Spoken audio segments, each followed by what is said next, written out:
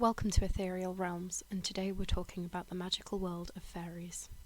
Fairies, also known as the Fae, are a cornerstone of folklore across various cultures.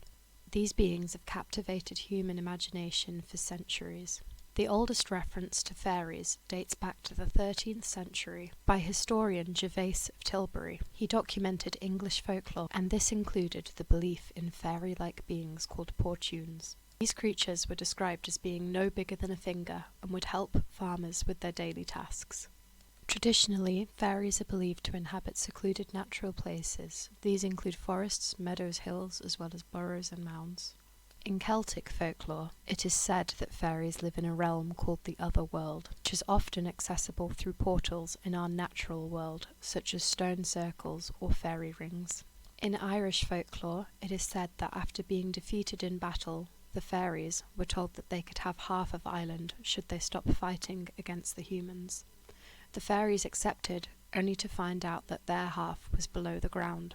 Today, fairies are often depicted as being tiny winged beings with magical powers. However, traditionally, fairies are depicted as being very, very small creatures who do not have wings, but instead fly on the backs of birds or on ragwort stems. Stories about the behaviour of fairies are also common in folklore, with them often being mischievous in nature.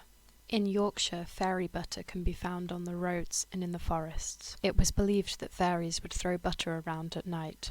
In reality, this is a type of fast-growing fungus, which can still be found today. There are many different types of fairies, one of the most interesting being the changeling, a creature that sneaks into the homes of unsuspecting mothers during the night and replaces their newborn child with a changeling baby. Throughout the Middle Ages, children all across Britain were considered at risk of being stolen or changed by the fairies.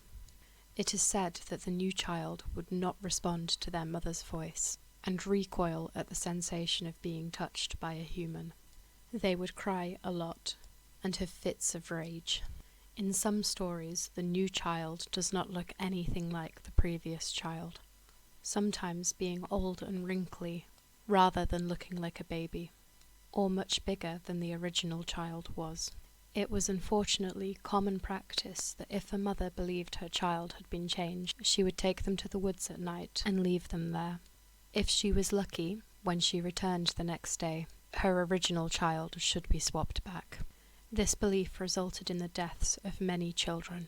Another type of fairy are the red caps. These can be found in Scottish folklore. Their name comes from their red hats, which are dyed using human blood. They look like very small old men with long teeth and long fingers. They were believed to kill anyone who wandered onto their land. Goblins were also considered fairies. They're known for causing mischief. One traditional method of avoiding goblins is to wear your clothes inside out or back to front. Brownies are also a type of fairy, originating from Scotland and the Shetlands. They are believed to be half spirit and half human. Although mischievous, it was believed that brownies would do chores around the house in return for food. It was believed that brownies would remain naked at all times and would be extremely offended by the gift of clothing.